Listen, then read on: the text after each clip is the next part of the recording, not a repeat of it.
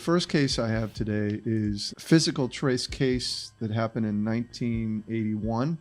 And Trans-En-Provence, which is the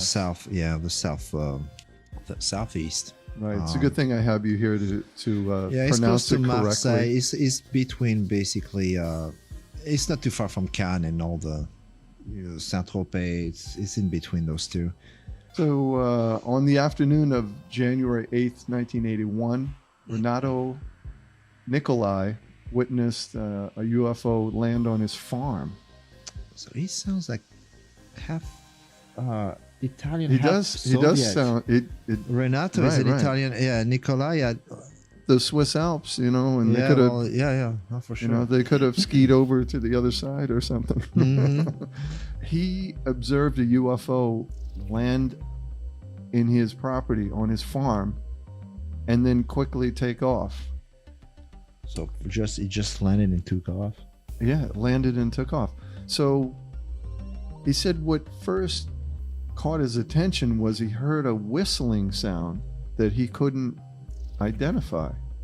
Something, right, that he'd never heard on his farm before. So he said it was a soft whistling sound, and it caught his attention. He was trying to figure out what it was, so he turned around, and he saw a UFO that he presumed was making this sound, and it was about the height of his tree line at the edge of the property. And he said the object was a dull silvery color. Yeah, like everybody. Like a pewter. Yeah. And it looked like two saucer shapes, one on top of the other, and some type of band around the rim of it that he guessed held them together, or what. He said that he saw it descending towards the ground. It was coming in at an angle kind of towards his direction. Okay. And so he went closer to where the object was coming down. And he said when he reached within about 100 feet of it, the object landed. Oh. It landed on the ground. It landed? As he was going towards it, it landed. It was coming almost his direction, but it actually landed before he got to where it was.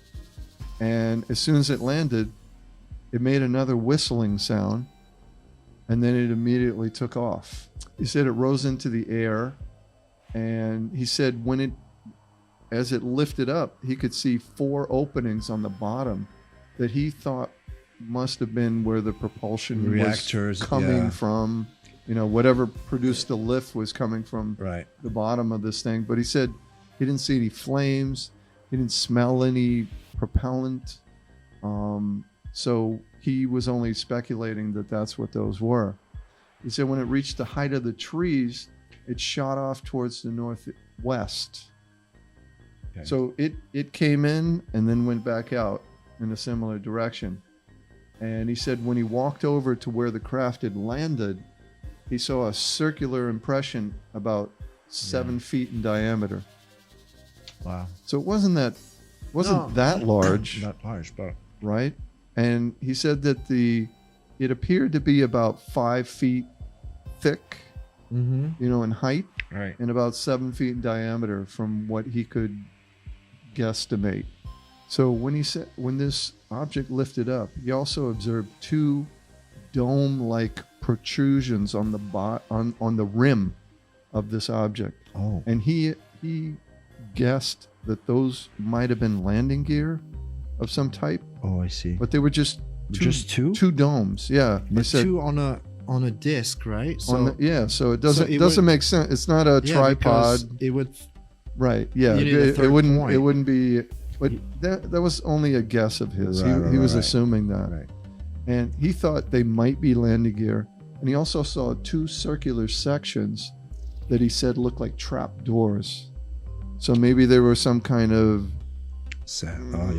panel or entrance into whatever this object was or whatever.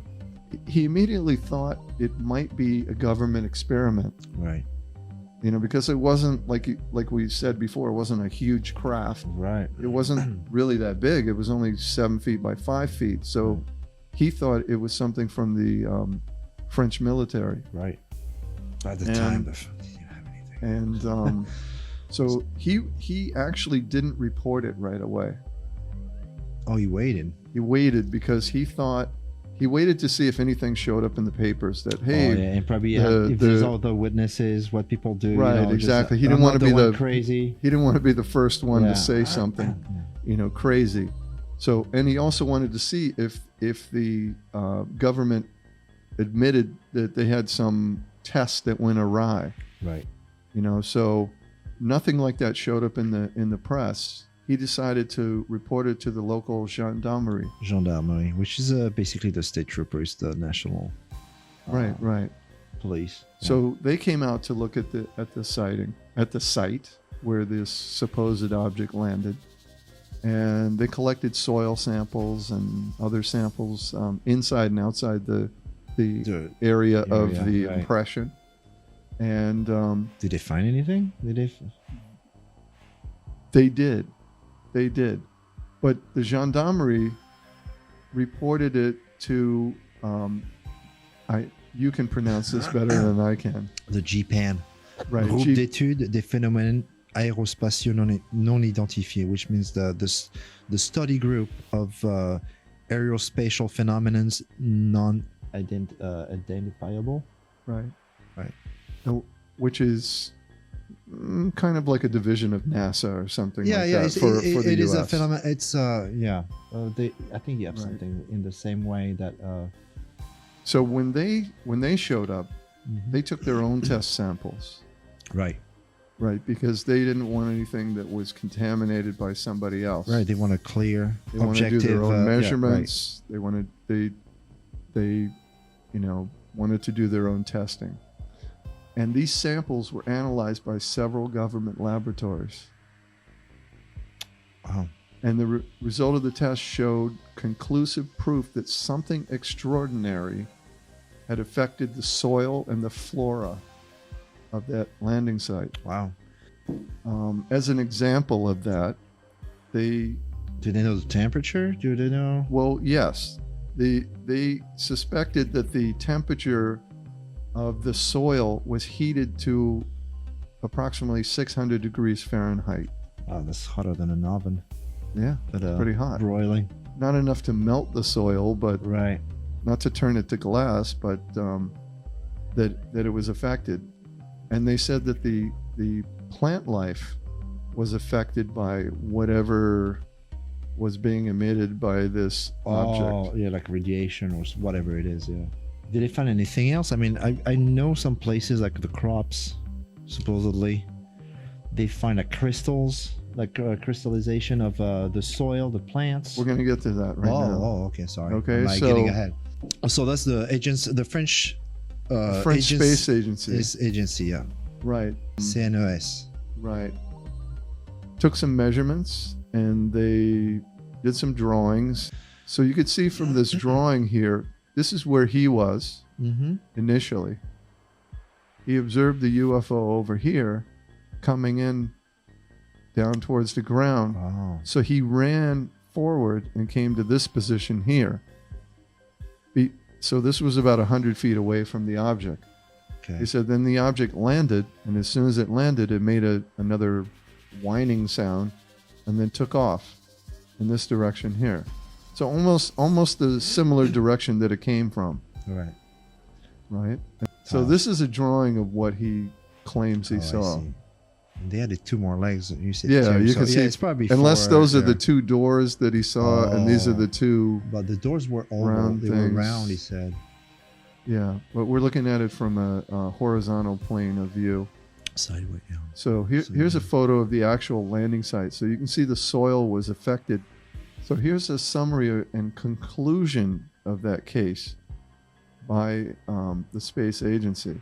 So this is their analysis of the actual incident, right? So they're saying that they don't think he was on any drugs or that he was drunk or anything like that, right? That he was that he was the witness was very coherent. So they said that the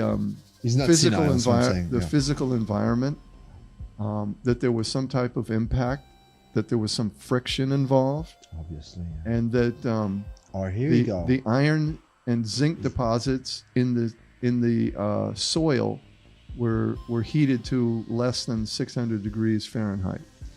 So the crystallization is probably due to the heat that's involved. The dirt also, if you have sands mix, it'll crystallize to Right, glass. it'll turn to glass. Yeah, Right. Depending, well, So some of the biological effects that happened were that there was premature aging of young alfalfa plants, and the photosynthesis of the plants were modified. wow. So something physiological happened in that place. So this was their conclusion, that it was a physical phenomenon of unexplained nature. And it had a high probability of electromagnetic mode of propulsion based on their analysis. So there were other cases, in France. And this is a brief analysis of several cases. Do you know the last one you have? Yeah. Joe Taxi? Yeah. It's actually a French song. Really? From Vanessa Paradis, who's Lenny Kravitz's wife. Oh, really? Uh-huh. That's funny. And that particular sighting had an electromagnetic field around it and microwaves. And there were microwave effects on plants that were birch leaves that were damaged due to the radiation. Right. So if you have any information Or know someone about the cases we spoke about, or any other cases, or maybe you have some personal experience, documents, photos. right, Also, let us know.